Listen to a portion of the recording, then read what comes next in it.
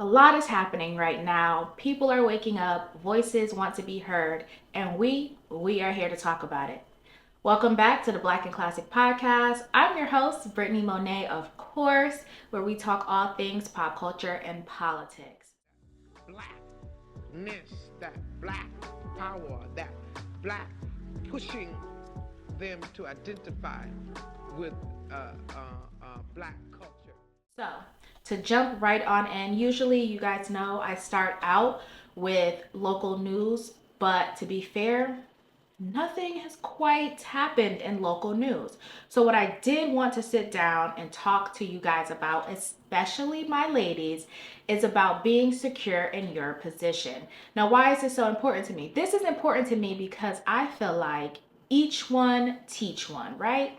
So, if we all help each other and we all pull each other up, then things will change, okay? So, being secure in your position means that you understand who you are, what you got going on, and you are not easily pushed or moved off your square.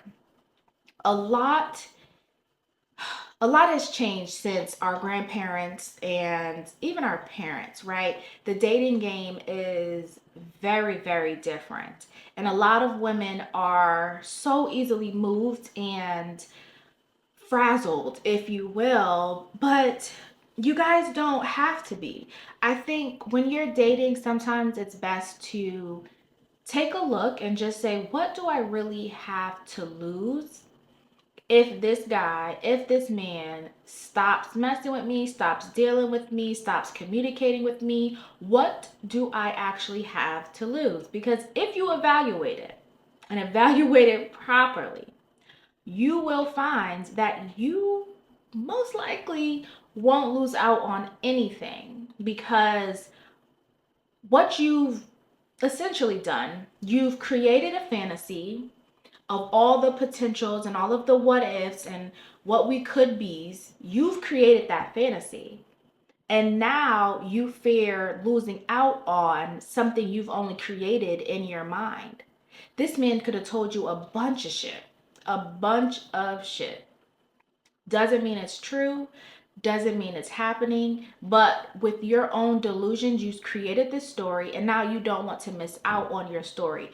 That's what I mean, be secure in your position. Because if you're secure and you know, like, hey, this is who I am, and we love to say bring to the table, but this is what I bring, I don't need to feel persuaded or misguided or lost in the sauce that you've went and done something else, or you've chose somebody else, or you've picked somebody else. I don't need to feel no way about that because I'm secure in who I am and what I have to offer. A lot of women aren't secure in who they are and what they have to offer. So typically they fall for their own delusions, they fall for their own stories, their own narratives, and they fall victim to being like, I don't want to miss out on this opportunity or this man or this potential of what it could be. And you're not losing out on anything. That's like dreaming something at night and then waking up. Hear me out, because if you take this literally, then you're not following what the fuck I'm saying. What I'm saying is, if you dream about something and then you wake up and you chase it, but you know it's only a part of your imagination, then you've already lost. You've already lost. Okay. This is real life. This is reality. These are not dreams. Okay. These are not dreams. This is real life. We can no longer, as women, okay, because that's what I'm talking to right now. I'm talking to the ladies. As women, we can no longer we can no longer fall victim to our own delusions, our own ideas and fantasies and potentials of what ifs and what could be's. We cannot fall victim to that no more. We cannot. Stand, okay? Stand in who you are, be secure in your position, and understand that with him or without him, you still are that bitch. That's just the bottom line. If you feel like having a man adds value to who you are, you've already fallen behind. And see, this is why I said each one teach one. I'm trying to pull you up to understand. You don't need him to be who you are. You may want him, you may want the companionship, you may want a partner, you may want all of the things, but you don't need him to be who you are. Okay. I just wanted to get that. That was really heavy on my heart, on my spirit. And I don't talk to y'all too much like that. Usually we get right into the politics, into the pop culture. But I just wanted to take it back, right, to our roots, okay? When I would talk to y'all like that and really, have a little one-to-one, a little knee-to-knee action where we could just come together as girls, right? And we could say what needs to be said, and that there just needed to be said. And with that being said, we're gonna move on. No, I'm gonna play two clips. I'm gonna play. Get your word. It's too early. It's too early for us not to have our words together. I'm going to play these clips because I feel as though they need to be heard. So let's get into them, okay? You made a good point. It's always during election time. always like 2020 was George Floyd, and that was like a worldwide thing where everybody saw it and everybody came together. But it's just like the timing just seems to always. And I feel like Obama was Trayvon Martin, if I'm not mistaken. They then concluded that it is suspicious that these stories and these videos seem to conveniently be dropped to Black America every election cycle. Like we went from George Floyd, and right when it's election cycle, suddenly they start looking. It's like they just send out an email, like if you got any videos that could upset Black America, that would allow us to sort of bang on this race narrative, please send them.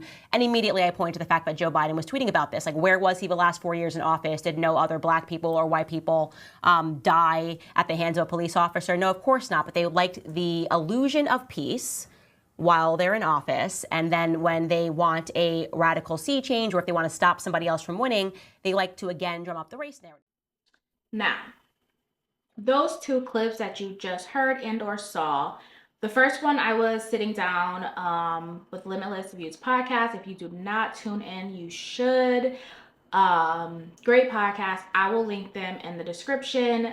So in that podcast, we were talking off mic about Sonia Massey. Now, at this time, I'm pretty sure everyone has heard about this tragedy. So I don't want to delve too deep into it because at the end of the day, it is something that is very, very, very tragic and very, very, very sad. And I don't want to just go off into that because I personally don't need to see Black death. I don't need to see white death. I don't need to see Asian, Hispanic, anyone's death. I don't need to see.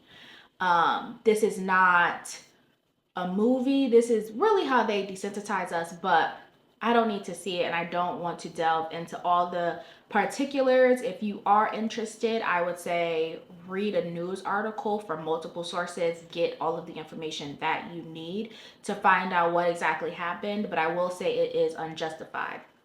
Now, with that being said, I wanted to just jump into people are waking up. People are definitely waking up. I think I had my woke period in 2020. In 2020, I was like, oh, okay.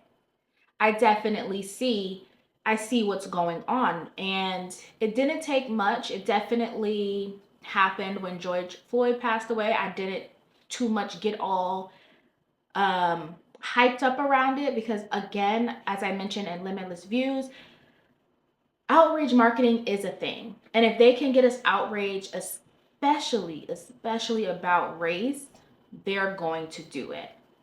So every time there's an election, especially an election that the Democratic Party wants to win, they're going to find some wild video or wild incident that they can blast to the media, who they can blast to any network, podcast, anywhere that someone's going to talk about something, social media. They're going to put all of the effort into making sure this is something you know about. This is something that you tweet about, you talk about, you read about. You can't go anywhere without seeing a photo, a name, a hashtag. They're going to make sure they get it done. But they do it every 4 years. Now, before I continue, I know what the naysayers are going to say. The naysayers are going to say, oh, Brittany, there's always a cop killing us. And what about this person? And what about that person? What about this person? What about that person? And Yeah, that's true, right? That's true. But sometimes we have to look at a pattern and we have to look at coincidence. It's no coincidence. Hear me clear. It's no coincidence that every single time it's an election, there is a major um, police versus people situation, and typically it is a black person every single time. Obama was going for re-election in 2012, and as I said at the end of that clip with Limitless Views podcast, that we had Trayvon Martin, and how big was that? Do you guys remember that? There was Skittles Arizona tea, there was hoodies, there was Obama's face next to Trayvon's face. It was a full campaign thing. It wasn't something that was like quick and small. No, this like was a full thing carried on for, I would say, Obama's whole second term that happened. So trust me when I say there is a pattern, because then we roll into 2020 for Biden's election, and obviously we had the tragedy of George Floyd. Again, that carried for a majority of Biden's um, election until we started to realize, wait a minute, he may not have all his faculties. Like he may not be all the way there. So what do? We pull Biden out, we put Kamala Harris in, and now it's Harris election for 2024. And we have Sonia Massey. So unfortunately, I would say, if you are a Democrat and if you vote Democrat, you have to realize that they do capitalize off of Black anger, they capitalize off Black death, they capitalize off Black anguish, they capitalize off Black fear, they capitalize off a lot of things that the Black people suffer from and deal with in a way to say, but we will give you hope, we will give you change, we will give you what you currently don't have in your day-to-day struggles. We're here to give you the positivity. We're here to give you, a new life and a new, like a new way of living. And they want you to think, well, the right doesn't want that. Look what the right wants. Look what Trump wants. Look what Trump says. Look what the Republicans want and the Republicans think. And they create this white versus black thing better than the Republican Party ever could. Let's be very clear. They do it way better than the Republican Party, okay? Because they do it in a way to say, here's how much you're going through, but we have the cure for your disease. Whole time they created the disease. Yeah, they created the disease, then they're trying to sell you the cure. That that don't too much make sense to me. Think about it. It just is what it is, and that's what they do. Now, I'm not sitting here telling you who to vote for, what side to pick. All I'm giving you is the fact. That is a fact. Obama, Trayvon. Biden, Floyd. Then you have Harris, Massey. It just is what it is. It's there in black and white. We don't have to think it's something imaginated or made up or fictional or it's a conspiracy. It's there. This happened. We've lived through it. That does not diminish or say that these people who've been murdered, that their lives don't matter. Their lives do matter. But our lives matter every single day, all day. They don't just matter when you need to be elected and you need to be put in office. My anger, my fear, my anguish, that just doesn't matter when you need to be put in office. It matters all 4 years, not just at the beginning or at the end. Not just when you want to be elected or re-elected. It matters all 4 years. So like I was saying, when it comes to those race wars, the Democratic Party plays it better than any conservative ever could. They may say things like Trump says things that are off the wall. He does.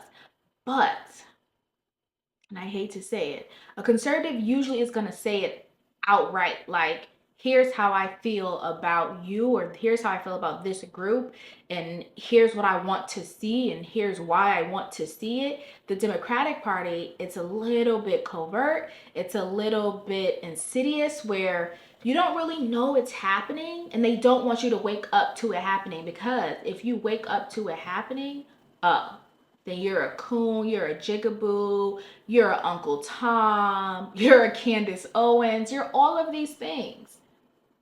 Besides just waking up to the facts. Like, this is just a fact. Like, this is just what you've done. You sell us a cure to a disease you caused. That just does not actually make sense. And that's, I know I mentioned it way, way, way back in the beginning, right? Of us diving into politics. When you say, well, the black man is out of the home, well, there's so much dysfunction and disconnect in the black home. But then you say, we'll keep this welfare system around. Well, now, one's not equaling out, because to keep the welfare system around, you either make less than like crumbs, or there's no man in the house. So I don't know. Again, we were deliberately made sick, and now we're deliberately trying to get the cure. And in our eyes, the cure is with the person promising hope, as opposed to the person that's just like, here's how I feel about it, And do with that what you will. Again, this is not to say you should do one thing or the other. This is just to say, here is what is actually happening. The Democratic Party, like Candace said so perfectly, gives us the illusion of peace. There's this illusion, this facade of this harmonious world where everything is peaches and cream, and it's not actually true. Because we are out here struggling, and we are fucked up financially, our economy, like, we are not good. Mental health is not in a good place. But they keep going back to the same narrative. They want the black outrage, come out and vote and give your money and donate and get so involved. And it's like, I hear you. I do, but nah, I'm gonna need a little bit more at this point. And this is not to sound ignorant, or to say that I need to vote for the right. It's just to say, what the fuck is this about? Why do you only care for us when it is to benefit you? Why? That's the only that's the only question I got, and that's all I got on that. If you care so much about us, care about us throughout the whole 4 years. For Obama, you should have cared about us all 8 years. Not just when you need to be elected or reelected. Okay? Now, moving on. I definitely wanted to jump into Project 2025. I got my notes up here because y'all know. Well, maybe you don't. So let's talk about it. Project 25, that's what I'm not gonna keep saying 2025. Project 25 was something I saw floating all around the internet, right? Everyone's talking about it. Oh my God, Project 25. Oh my God, oh my God. Everyone's outraged. Everyone's outraged, of course. And I'm like, well, let me read it, right?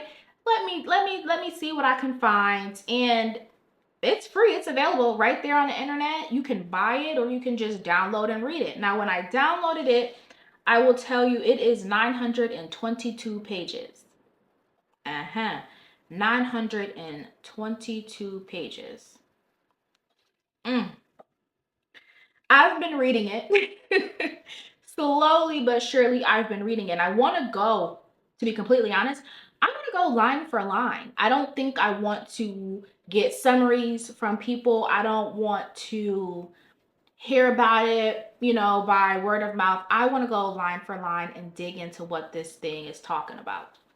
simply because what is the quote? Oh, forgive me, y'all. What is the quote? Something about if you want to hide something, put it in a book. Hello, 922 pages. A lot of people gonna open that and be like, absolutely not. Absolutely not. Closing that. I don't care. Let me go read the highlights on Instagram. Which I've always said, very dangerous to get your news from Instagram. Very, very dangerous. We should stop doing that. Our news should not come from Instagram. Okay? Yeah. So, what is Project 25? Well, they have this whole thing about who's involved, and I also wanted to dig into that because not for nothing, a lot of times if you don't pay attention to who falls where, you don't really know where your money's going, right? And your money should follow who you support. I'll just say that. But anyways, they go into all this stuff about who does what and why they thought this was necessary. So the menu to solutions, that's what they say. So the purpose is to get across the border crisis, the stagnant economy, rampant crime, take on China, fix our schools, support families, and dismantle the unaccountable deep state. What I found interesting, because a lot of people were saying this was Trump's Project 25. Now, when you go to the website, I think it's like project2025.org, if I'm not mistaken. I do believe that is the site. But when you go onto the site, it says that this was developed in 2022. This was before any major Republican candidate was selected or announced, and it was made to assist the next president. So it wasn't made to assist Trump. It was made to assist the next president. Could have been anybody, just happened to be Trump, but it could have been Ron DeSantis, right? Like it just could have been anyone in that seat. It could have been Nikki Haley. It literally could have been anyone, but they were like, this is what we want you to kind of do over the next 4 years should you be elected in 2025. And so they also have a note on here that Project 25 does not speak for any candidate or campaign in any capacity. Do I believe that? No, because in the same breath, it also says that the Republican like committee and like people who are involved on the Republican side endorsed or basically championed Project 25. So it's kind of hard to say the people that vote for which candidate they want who approve of Project 25, but then say, well, it's not attached to the presidency. It's just, this could help you. It's more of like, here's your rule book. This is what we want done. Thank you. That's what I took it as. Okay. So they have their 4 pillars, a consensus view of how major federal agencies must be governed, the personnel database, the presidential administration, and the playbook, basically how your next 4 years is going to go. So what I found interesting, I have highlighted, and there's some things that I wanted to read because I felt it was very interesting. So first up, because we have just previously spoke about this was on page 4. It says, today the American family is in crisis. 40% of all children are born to unmarried mothers, including more than 70% of Black children. There is no government program that can replace the hole in a child's soul cut out by the absence of a father. Fatherlessness is one of the principal sources of American poverty, crime, mental illness, teen suicide, substance abuse, rejection of church, and high school dropouts. Fair, right? Fair. I think I've said numerous times the father needs to be back in the home. To me, that is just a fact. That's not something that needs to be debated or anything else. That's a fact, okay? To me, because sometimes y'all get a little crazy and be like, well. Then also it says here, So talking about like solutions, it says some are obvious and long-standing goals, like eliminating marriage penalties and federal welfare programs and the tax code and installing work requirements for food stamps.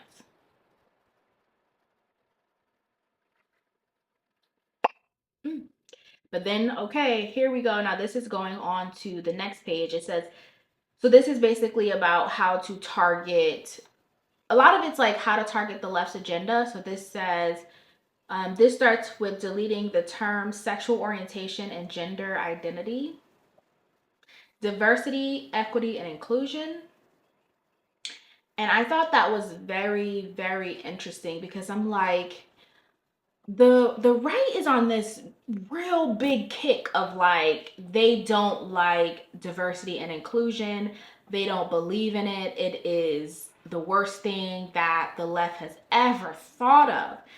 And speaking to Trump's attempted assassination, right? Assassination attempt, rather.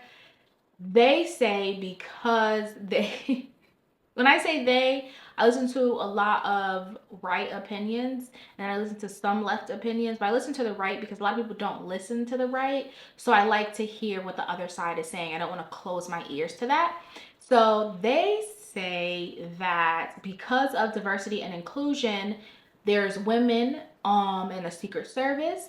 We just saw, if you hadn't seen, I think she was like top dog essentially. She sat down to basically be interrogated and asked questions. She then subsequently resigned, but she was a woman and they were basically just like, see, you do this diversity, you do this inclusion, and these people come in and they don't know what they're doing. They're not equipped. Women shouldn't be in these roles. This should not be left to a woman. Women are not strong enough. Men are stronger. And it's like, yikes, you know? I also heard on one podcast where a gentleman was basically saying, like, you know, we have diversity and inclusion, so now Ivy League schools are only accepting Asian and Black people. So now your doctors are going to be Asian and Black. As long as you're qualified to do the job, I too much don't care what race you are, babe. I don't care as long as you're qualified to do the job.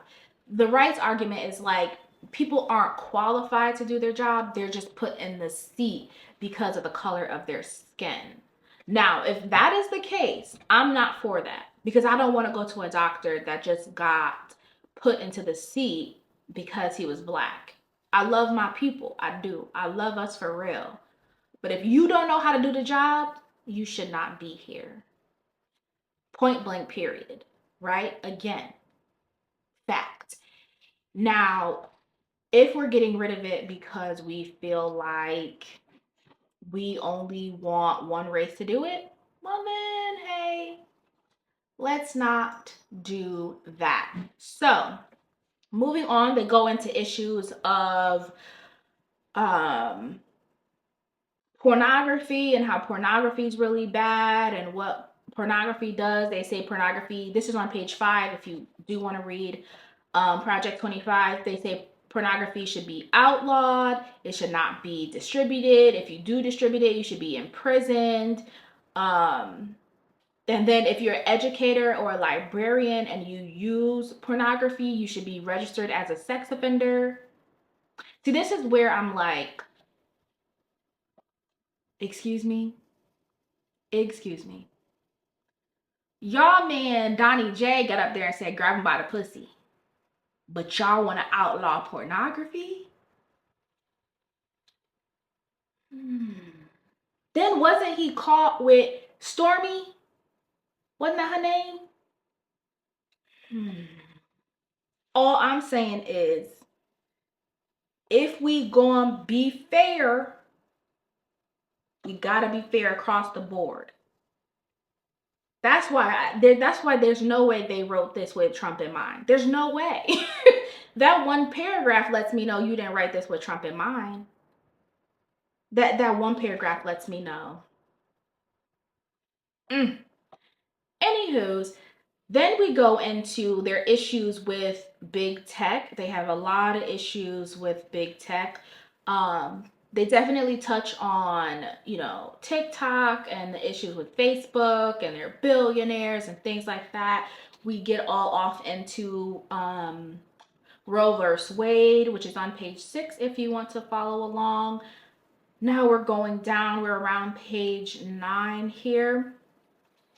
They have the next conservative president must end the left's social experimentation with the military, restore war fighting as its sole mission, and set defeating the threat of the Chinese Communist Party as highest priority. So they're very big on, as they put it, let me get the right words, take on China. They're very big on taking on China. Now, let me tell you, as I was reading this, they had very, very valid points. I definitely want to get to that section. Okay, it's right here. Page 11 and 12. So they had very valid points. So I'm just going to read those quickly because a lot of times when you hear, especially Trump, obviously, when you hear his China, China, I'm so sorry, but that's how he says it. When you hear him go on these deep rants on China, if you're like me, you're like, what is his issue with China, right? Like, what is the deal? Well, so we read, because again, the Republican Party approved of this. They back this. They think this is a great agenda. So in here we have, for a generation, politicians of both parties promised that engagement with Beijing would grow our economy while injecting American values into China. The opposite has happened. American factories have closed, jobs have been outsourced, our manufacturing economy has been financialized, and all along, the corporations profiting failed to export our values of human rights and freedom. Rather, they imported China's anti-American values into their C-suites. This is page 12.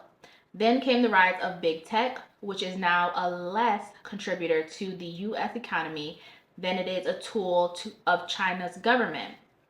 In exchange for cheap labor and regulatory special treatment from Beijing, America's largest technology firms funneled data about Americans to the CCP. The CCP is a Chinese Communist Party. They hand over sensitive intellectual property with military and intelligence applications to keep the money rolling in.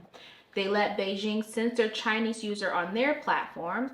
They let the CCP set their corporate policies about mobile apps, and they run interference from our rivals' political priorities in Washington. One side of big tech companies' business model is old-fashioned American competitiveness and world-changing technology innovation. But increasingly, that side of these businesses is overshadowed by their role as operatives in the lucrative employ of America's most dangerous international enemy. So basically, it's like you thought joining forces with them would mean that we would be big dog, we would be top dog. Basically, in reverse, everything that they assume China's doing, we would have been doing. And actually, China came over and basically screwed us, right? Not to mention, they then go into talking about TikTok. It's a highly addictive video app used by 80 million Americans every month and overwhelmingly popular among teenage girls, and is in effect a tool of Chinese espionage. That I do not agree with. I mean, I do agree with because TikTok is such a dangerous thing for us not to be able to control. And if we remember, Donnie J was going crazy about TikTok, going crazy. And everyone was just like, what is wrong with this man? And now the same people that dismissed him before are now like, we might want to ban that clock app. We might want to ban that. And it just goes to show that we don't too much know what we're doing, right? They're challenging that the Democratic Party has no idea what they're doing. They're letting China come in and basically kind of like rule over us in a way that we never anticipated to happen.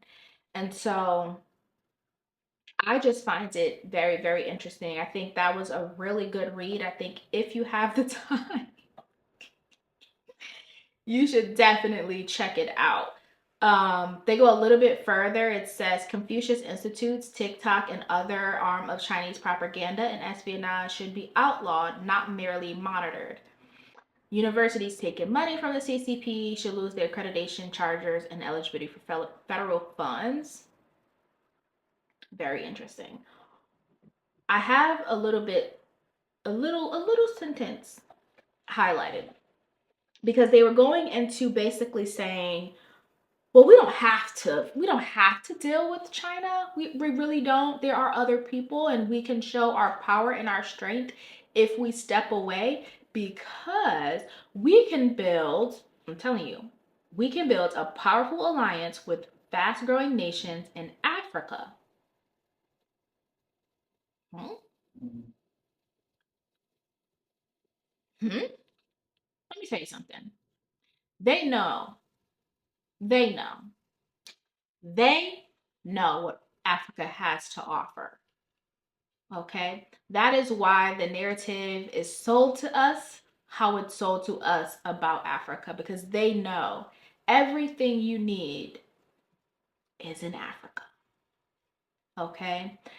However, they also know if they let us know, Black people, if they let the Black people know what they know about what's going on in Africa, we're going to put our money there. Mm-hmm. Exactly. We're going to rush there. We're dumping our money there. We're trying to move there. We're trying to go back to be with our people, so they don't want to too much tell us. But they know what's over there. I'm not going to describe what they sold to us the narrative is of Africa. You know it. You know what they try to tell us about Africa, but that's not the truth. That's not the truth. Africa is a whole continent. That is not the truth. They want us to know as little as possible so we don't take our wealth, because Black people have a lot of wealth, and it's not even just monetarily, right? Like, we have a wealth, a community, a culture that keeps this American country running. We got a whole lot of it. And if we just start little by little leaving about this motherfucker, yeah, no, they'll have a problem. So that line was very interesting to me because they admitted it. Yeah, it's cracking over there. Like, they got some shit with them. And we should probably join forces with them before we join with China. All I'm saying is page 13. Read it. Okay? Okay. Let's keep going because we're taking this slow, okay? Now, granted, will I get through all 922 pages? At some point. At some point. Okay? I'm not gonna be right now, but at some point. Okay? Because it's very interesting. Here's another part that's interesting. And this is why I say don't just take what people say and be like, this is what Trump wants. Because this also says the agenda should include overdue tax and regulatory reform, but it should go further and include antitrust enforcement against corporate monopolies. It should promote educational opportunities outside of the woke dominated system of public schools and universities. Just as important as expanding opportunities for workers and small businesses, the next president should crack down on the crony capitalist corruption that enables America's largest corporations to profit through political influence rather than competitive enterprise and customer satisfaction. I want to marinate right there for a little bit. I want to marinate right there with you guys for a little bit. The next president should crack down on the crony capitalist corruption that enables America's largest corporations to profit through political influence.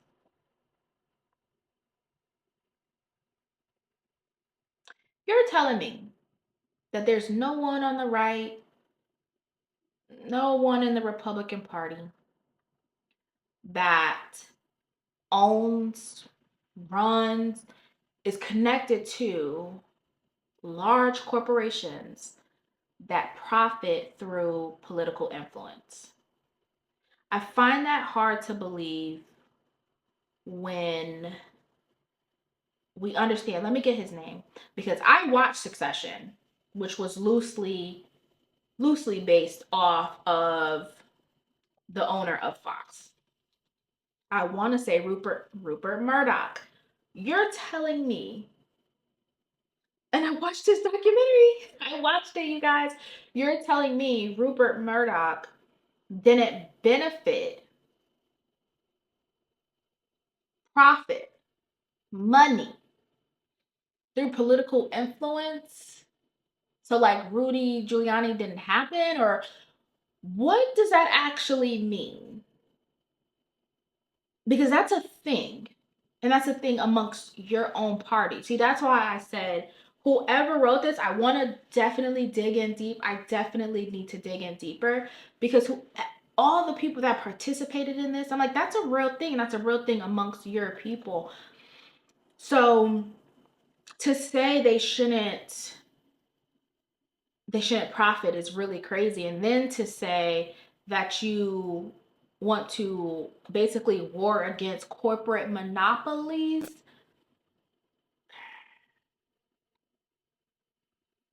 I don't know how this hasn't upset people. That's what I'm saying. Are people actually reading this? Because if I was a wealthy billionaire, millionaire on the right, and I have a media company like Fox News, and I know the influence, the political influence that I have to make or break a president, and I know that people are probably sliding me funds to make or break a president. They do it with magazines. I have a Vogue magazine down here that got Jill Biden on it.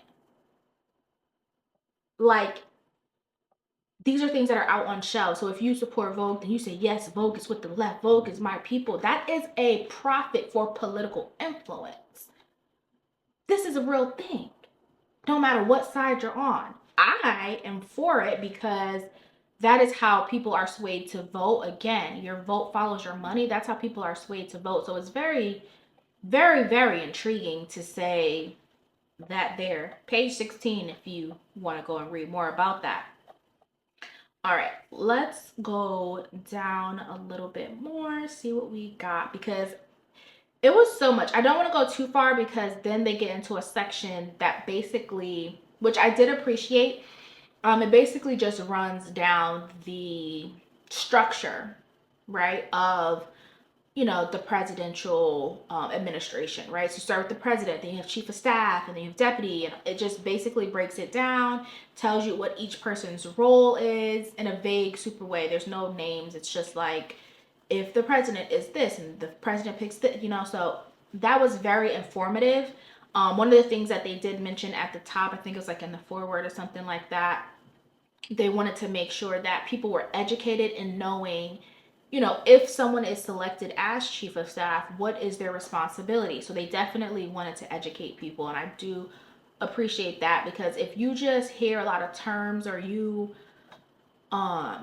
hear someone's been selected to a certain position, if you don't know that person's responsibility, then you don't know the gravity of who is sitting in that seat. You know what I mean? Like, we have to know, okay, well, if he says this person is his chief of staff, well, what does the chief of staff do? We just know who this person is. What do they do? Because if this is a terrible person, and now this person's chief of staff, and now we know this person's duties, then we can say, oh, okay, we can kind of gauge what they might, do. So with that being said, we're going to roll into this here. So this is section 1, page 19. It says, the former believe that America is, meaning the left. I thought this was really interesting. The former believe that America is and always has been systematically racist, and that is not worth celebrating. and must be fundamentally transformed, largely through a centralized administrative state. The latter, meaning the right, believe in America's history and heroes, its principles and promise, and in everyday Americans and the American way of life. They believe in the Constitution and the Republican government. Conservatives, the Americans in this battle, must fight for the soul of America, which is very much at stake. I found that interesting simply because they never denied it. I told you, I'm reading word for word. They never denied that systematic racism exists. They never denied it. They were just like, nope, but the Constitution. Reading this damn near made me want to read the Constitution because they reference the Constitution so much. Oh my God. They are like, take us back to what was that, like 1776? They're damn near saying take us back to there. And I felt like they said in the Constitution that like Black people weren't equal and like, what is it, 3/4 of a man and like all of those things. Am I bugging? Or is that not in the Constitution? Because they want to take us back there. And they wrote all these beautiful words and never said that's not true. They're just like, yeah, sure, we hear you, but like our heroes, like, are you, hello, Christopher Columbus, what, Abraham Lincoln, like, you know, it was very interesting that they just, I feel like they had the opportunity there to debunk or what is it, like, demyth demythicize that whole thing of like systematic racism being a thing. But they didn't. They were just basically like, yeah, okay, we hear you, but our Constitution, though. Our Constitution, though. That's really what they were saying. And I found that absolutely crazy because I'm like, you had the opportunity. Okay. Here we go again. Equally important, the president must enforce the Constitution and laws as written, rather than proclaiming new law unilaterally. Presidents should not issue mask or vaccine mandates, arbitrarily transfer student loan debt, or issue monarchical mandates of any sort. Legislators make the laws in a republic, not executives. Again, it's kind of like the pot calling the kettle black. You are saying all of these things, and these things are great. So far, I've not read all 922 pages. So far, all of this is great.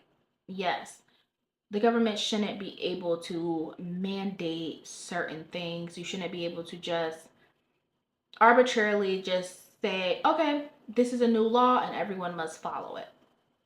I totally agree. But also, if your party does that as well and they participate in all of these mandates and creating new laws, you gotta hold your side accountable as well. There was a lot of finger pointing where you weren't holding yourself accountable as well. I think that as I read through this, I think those are all of my, so far, all of my highlights. But I think that yeah, those are all my highlights so far. As you read through that, you start to understand the position that the right or the Republican committee wants to take. They definitely want to take the position of going back to the way things were. And that's not to say it's wrong. I totally understand having pride in America, having American values, having American culture, and things of that nature. I totally understand that because I was speaking with some friends and I was saying, a lot of people, if they're from a certain country, they get their country flag tatted on them. They have their country flag everywhere. You don't typically see that too much in America. I think the pride in one's country has definitely diminished and or is non-existent, and that is sad. That does suck, and I do think there needs to be some sort of reform. There needs to be something that is done where now we do have a country that we trust in. But at the end of the day, you also have to hold your side accountable. There's a lot of things in this that I'm like, okay, but that can also be true for you, right? Like the things that you want to war against, go against, take on can also be true for you. The only thing I felt that wasn't, you know, something that the right could say was for them was the issue with China. I I don't believe that. I think that is a left issue. I don't believe that's a right issue. But other than that, the stagnant economy, schools, supporting families, all of these things, they can be, each side has a losing battle on saying, oh, but we've definitely been better with that. Each side has its own struggles with. So as I'm reading this, I don't have. I'll check in with you guys and let you guys know what I find and what I read because I'm gonna go line by line. I think it's so important, as I said when I started talking about politics, so important to stay informed. You don't want to be ignorant to things because you read a little snapshot on an Instagram post. You want to seek out the information. You have to seek out the information because it's right there in black and white. It doesn't need to be decoded or anything. I love that you guys tune in to what I talk about each Sunday. But what I love more is when you go out and seek the information for yourself and then you bring it to me. I love that even more because that means you're no longer trying to be ignorant or blind or left in the dark about what's going on. We need to be able to read it for ourselves because a lot of times what happens, especially when you have someone who is so strongly immersed in one side, they're only going to give you that side's perspective and they're not actually doing any research or work to find out what's actually going on. It's more emotion based, right? And that's what I said, going back to what the Democratic Party does. They work on your fear, they work on your hope, they work on your love of self, they work on all of these things, and they target all of those things with propaganda, with news stories, with, you know, everything in between. They work on that because they know that that taps into something and that gets you riled up. So we have to stop doing that. Like I said, people are waking up, people are realizing what is actually going on, and it's so important that we all do that. That doesn't mean you have to read all 922 pages of Project 25. Of course, like it's a little bit crazy, right? It's massive. But when it's massive like that, it's to weed out the people they don't want, right? Like if you can't read this, if you can't care to know what it says, we don't want you. We're going to bury what we need to bury in all 922 pages. And if you don't take the time out to even glance through it, to even skim through it, that's on you. But at the end of the day, right? At the end of the day, it's the people who need to know are going to know. I'll just put it that way. The people who need to know will know. The people who need to get the message will get the message. It's strength in numbers, okay? There's strength in numbers, and if you decide that you don't want to participate, then you also can't complain. It's one or the other. Get involved or shut the fuck up. Now, with that being said, because let me tell you, I did not go through all of that. I think I went through about 50 or more pages, and after that, I was like, okay, girl, we gotta pick this up at some other point. So we're going to move on. And I just wanted to quickly, before we end, I definitely want to quickly jump on to what I'm currently reading. Now, I have these books behind me, and when I sat down to record, I'm like, people probably think those books are for show, and I don't read. I do read, obviously, right? So I was reading this book here, An American Marriage. It's pretty old. I was reading this book, and let me tell you, the main character, the female main character in this book, could have did without her. She complicated so much. She complicated so much, and it was not necessary. So much of it, I thought, well, girl, if you had not, okay, if you had not, you would not, but you did. And here we are. You know, sometimes I really hate when they have dumb main characters because I'll be like, child, I don't want to read no more about girl. I don't want to read no more about this young lady. She has complicated things so much. And we don't deserve. We don't deserve. So overall, out of 10, strong 5.5, 6. That's what I give it. If you want to read it, it's good. It's a great nonfiction. Yeah, I couldn't get into Homegirl. I could not. Next up, Terry McMillan. I do really enjoy this. Is my bookmark, by the way. I do really enjoy Terry McMillan. They're a little bit slow, but as you get into them, you kind of learn the characters. You get into the characters, and you enjoy it. And then it ends, and you're like, crap, that was a really good book. So this one is called I Almost Forgot About You. And I think if I'm remembering correctly, it's about a young black woman. I think she's like in her mid to late 30s. And she's just like, mm-mm. Her current life isn't working for her and she just needs a change. So I think she like picks up, moves to a new city and just like does shit differently. And I got excited because when I read the title, it kind of reminded me of like, don't forget about yourself. Don't, like I said in the beginning, full circle.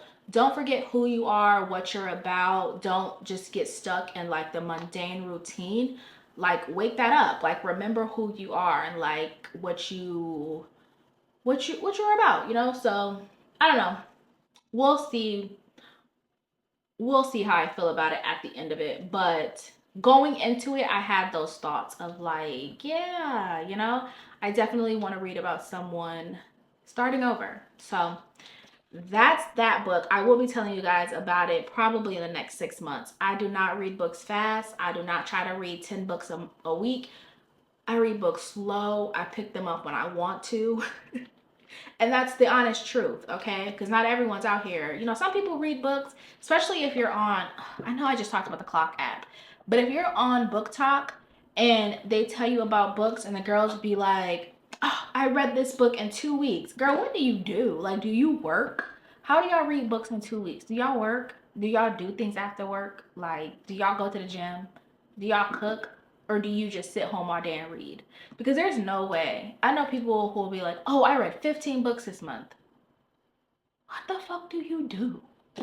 But let's be real. You know what I'm saying? I don't judge people who don't read and I don't judge people who read too fucking much. I just feel like there's enough in the middle for both of us. So, yeah, I'll probably touch back with y'all back around maybe January. I'll be done with this one.